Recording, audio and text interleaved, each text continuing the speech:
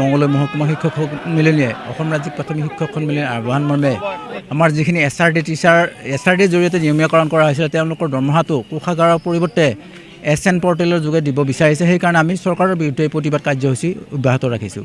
এইটো আমাৰ 31 জুলাই তাৰিখে চৰকাৰ বিভাগৰ তৰফৰ পৰা এখন নিৰ্দেশনা আহিছে যে যিখিনি SRDৰ জৰিয়তে নিয়মীয়াকৰণ কৰা হ'ল সেই টিচাৰখিনিক তাৰমানে তাৰে এটা অংশ যিখিনি ষ্টেট পুলৰ আছে তেওঁলোকক আকৌ মানে কোষাগাৰৰ জৰিয়তে দৰমহা ল'ব দিছে। যিখিনি কণ্ট্ৰেকচুৱেল আছিল SRD তেওঁলোকক কিন্তু আমাৰ SN পৰ্টেলৰ যোগে মানে বেতন লোৱাৰ ব্যৱস্থা কৰিছে চৰকাৰে। সেইটো আমি মানে অসম ৰাজ্যিক প্ৰাথমিক তথা আমাৰ SRD শিক্ষকসকলে এইটো বিচৰা নাই। আমাক কোষাগাৰৰ জৰিয়তে আমাৰ বেতন লাগে, স্থানীয় কোষাগাৰৰ দৰে আমাৰ বেতনটো লাগে। সেইকাৰণে আমি এই প্ৰতিবাদী ধৰ্ণা কাৰ্যসূচী আমি উলিয়াই আছোঁ। এতিয়া জিলা পৰ্যায়ত অল অসমতে প্ৰতিখন জিলাতে এই কাৰ্যসূচী ৰূপায়ণ হ'ব আৰু আমাৰ জিলা প্ৰাথমিক শিক্ষা বিষয়া দৰঙৰ কাৰ্যালয়ৰ সন্মুখত আমি এই প্ৰতিবাদী কাৰ্যসূচী অব্যাহত ৰাখিছোঁ। 2024 চনত আমাৰ প্ৰাথমিক শিক্ষক SRDৰ জৰিয়তে যিসকল নিযুক্তি পাইছিলে সেই নিযুক্তি পোৱা শিক্ষকসকলক এইবাৰ যোৱা 31 জুলাই তাৰিখে তেওঁলোকে SNM স্পৰ্টছৰ জৰিয়তে দৰমহা দিবলৈ ওলাইছে, যিটো আচলতে কোনো নিয়ম নহয়, নিয়ম বহিৰ্ভূতভাৱে তেওঁলোকে এই কামটো কৰিছে। গতিকে ইয়াৰ প্ৰতিবাদত আজি অসম ৰাজ্যিক প্ৰাথমিক শিক্ষক সন্মিলনীৰ আহ্বান ক্ৰমে আমি মঙলদৈ মহকুমা প্ৰাথমিক শিক্ষক সন্মিলনী আজি এই এঘণ্টীয়া ধৰ্মঘট আমি পালন কৰিছোঁ আমাৰ জিলা প্ৰাথমিক শিক্ষা বিষয়া কাৰ্যালয়ত। আৰু ইয়াতে প্ৰায় আমাৰ 500ৰো অধিক আমাৰ শিক্ষক শিক্ষয়িত্ৰী আমাৰ উপস্থিত আছে।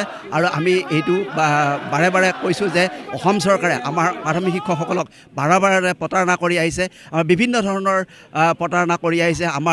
আমাৰ ইতিমধ্যে স্নাতক শিক্ষকৰ গ্ৰেড পে 8,700 তেওঁলোকে দি উঠি আমাৰ ঘূৰাই লৈ গৈছে। এইটো এটা দুখৰ বিষয়। আৰু আজি এই SRD শিক্ষকসকলৰ দুখৰ বিষয় হৈ পৰিছে এইকাৰণেই যে তেওঁলোকে যিটো দৰমহা কোষাগাৰৰ জৰিয়তে পাই আছিল সেই দৰমহাটো আজি SNM স্পৰ্টছৰ জৰিয়তে তেওঁলোকে দিব বিচাৰিছে। গতিকে এইটো কোনো কাৰণত আমি মানি নলওঁ। আমি যেতিয়ালৈকে আমি চৰকাৰে এই দাবী আমাৰ পূৰণ নকৰে তেতিয়ালৈকে আমি এই আমাৰ ধৰ্ণা বা আন্দোলন কাৰ্যসূচী আমি চলাই যাম।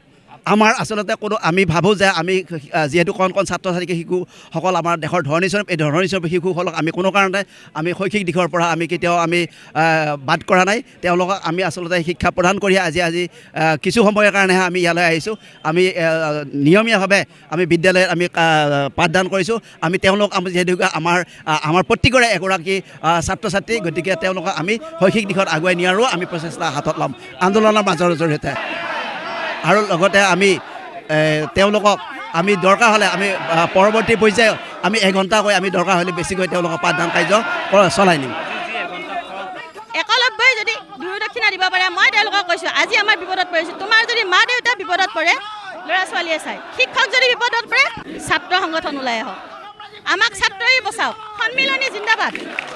এটাই নহয়, আমি অকল সন্মিলনীকে আশা কৰি থাকিলেও নহ'ব, তেওঁলোকে পাৰাখিনি তেওঁলোকৰ ফালৰ পৰা কৰিব। কিন্তু মই গাৰ্জেনসমূহ, CRCC-সমূহ, আমাৰ বিশেষকৈ গাৰ্জেনসমূহ, ছাত্ৰ ছাত্ৰীসমূহ আৰু লগতে আমাৰ যে SMC আছে, গাঁৱৰ মানুহ আছে, সকলোবিলাক আমাৰ কাৰণে ওলাই আহক। আমাক ডাঙৰ মানুহে চিনি নাপায়, বুজি নাপায়। আপোনালোকে আমাৰ কণ্ডিশ্যনটো গ্ৰাউণ্ড লেভেলত আছে, গতিকে আপোনালোকে বুজে। আপোনালোক ওলাই আহক। মোৰ লগত অন্ততঃ 100জন মানুহ ওলাই আহিব, মই জানো, যদি মই কৰ্মজীৱন ভালকৈ কৰিছোঁ। আৰু প্ৰত্যেকজন শিক্ষকৰ মাজত যদি তেনেকৈ ওলাই আহে নিশ্চয় চৰকাৰে গম পাব এতিয়া আমি কি দুখত আহিছোঁ আৰু আমি কি দুখ কৰিছোঁ আমি নিজেই নাজানো। আমি বহুত ভাল আশা কৰিয়েই সোমাইছিলোঁ স্কুলত আৰু ভাল আশা কৰিয়েই আমি কৰ্মজীৱন অতিবাহিত কৰি আছিলোঁ আৰু আমি ভাল আশা কৰিয়েই SRDটো গৈছিলোঁ। আমি বহুত ত্যাগ কৰিছোঁ, আমি বহুত ত্যাগৰ একো ফল পোৱা নাই। এনেকুৱা ধৰ্ণা প্ৰতিবাদ আমাৰ ঘৃণনীয় অৱস্থা হৈছে। আমাৰ নিজক নিজে ঘিণ লাগিছে আজি আহোঁতে যে আমি আকৌ ধৰ্ণা, আকৌ প্ৰতিবাদ, এইবিলাক এৰিয়েই আমি SRDত গৈছিলোঁ। লাগিলে আমাৰ দৰমহা কমক, আমাৰ পদমৰ্যাদা কমক, আমাক লাগিলে বহুত ত্যাগ কৰোঁ, কিন্তু আমি সুখ শান্তিৰে আমি শিক্ষকসকলে শিক্ষকতা কৰোঁ। কিন্তু আমাক শিক্ষকতা কৰিবলৈ দিয়া হোৱা নাই। আমাক ধৰ্ণা প্ৰতিবাদত ৰাখিব পৰা ব্যৱস্থা চৰকাৰে বাৰে বাৰে খুলি দিয়ে আৰু বাৰে বাৰে আমি ইয়াতেই লাঞ্ছিত বঞ্চিত হৈ আকৌ ধৰ্ণা দিব আহিব লাগে। এই ধৰ্ণা আমাৰ কোনো ধৰণৰ কাম্য বস্তু নহয়। এই ধৰ্ণা দি আমাৰ কোনো ধৰণৰ ভাল লগা নাই বা ইয়াত আহিবৰো আমাৰ কোনো মানসিকতাই নাছিল। আমি ল'ৰা ছোৱালীক এৰি থৈ আহিছোঁ, সেইটো দুখৰ বিষয়। কাৰণ তেওঁলোকৰ মুখকেইখন শিক্ষা বিভাগে দেখা নাপায়, সেইকেইখন দেখা পাওঁ আমি। গ্ৰাউণ্ড ফিল্ডত আছোঁ আমি, কি অসুবিধা হৈছে, অসুবিধা পাইছোঁ আমি। এতিয়া যে ল'ৰা ছোৱালীখিনিক তাতে এৰি থৈ আহিছোঁ, প্ৰতিজন ল'ৰা ছোৱালীয়ে কথা হ'ল বাইদেউ ক'লৈ যায়, কি ক'ম, চৰকাৰৰ বিষয়ে কাজিয়া কৰিবলৈ, ধৰ্ণা দিবলৈ, প্ৰতিবাদ কৰিবলৈ, আমাক দৰমহা নিদিয়ে, সিহঁতে জানো বুজি পাব? প্ৰাথমিক ল'ৰা ছোৱালীবিলাক, প্ৰাথমিক স্কুলৰ ল'ৰা ছোৱালীজনে সেইবিলাক বুজি পাব? আমাৰ যে পৰিয়াল এৰি থৈ আমি আহিছোঁ, এতিয়া আমি যিমান দেৰিলৈকে হ'লেও থাকিম। বিভিন্ন আনকি বহুতৰ আমি যেতিয়া 12 চনত চাকৰি পোৱা মানুহ তেতিয়া আমাৰ প্ৰত্যেকৰে বয়স হয়তো 30ৰ ওচৰ পাজৰ আছিল এতিয়া আমি সব 40ৰ উৰ্ধৰ বা 40ৰ ওচৰৰ প্ৰতিজনৰ গাত সুগাৰ প্ৰেছাৰ আছে এইবিলাক সবেই আনিছে চৰকাৰে আনিছে কাৰণ চিন্তা দুৰ্দশা যিমানখিনি ত্যাগ কৰিছোঁ আমি তাৰ কাৰণে বহুত লাঞ্ছিত বঞ্চিত হৈছোঁ আমি এতিয়া এই বেমাৰ আজাৰ লৈ এই গেলা গৰমত যে আমি ইয়াতে বহিছোঁ আহি এই বহাৰ কাৰণে আমাৰ বহুতৰ হয়তো মূৰত প্ৰেছাৰ উঠিব ইয়াৰ পৰা গৈ প্ৰেছাৰৰ পিল খাব লাগিব কিন্তু আমাৰ দৰমহা নাই বানপানীৰ সমস্যা ঘৰত হৈছে হয়তো পৰিয়ালে বানপানীত এৰি থৈ আজি আহিছে ইয়াৰ পৰা গৈ যদি চাই সিহঁতৰ দুৰ্দশা কোনে দেখিছে সকলো যদি দুৰ্দশা নেদেখে তেনেহ'লে প্ৰতিবাদ নকৰি আমি ক'ত যাম কি কৰিম আমাৰ এটাই ডিমাণ্ড আমাক দৰমহা ট্ৰেজাৰীৰ দৰে লাগে আমাক সুখ লাগে শান্তি লাগে আমাৰ নিয়মীয়া শিক্ষকৰ দৰেই লাগে যদি শিক্ষা বিভাগত এই সংস্কৰণ হৈছে তেনেহ'লে সমস্ত শিক্ষা বিভাগৰ সমস্ত নিয়মীয়া শিক্ষক একেলগে লৈ যাওক যিদিনা তেওঁলোকক লৈ যাব সেইদিনা আমিও লগত যাম কোনো আপত্তি নাই আমাৰ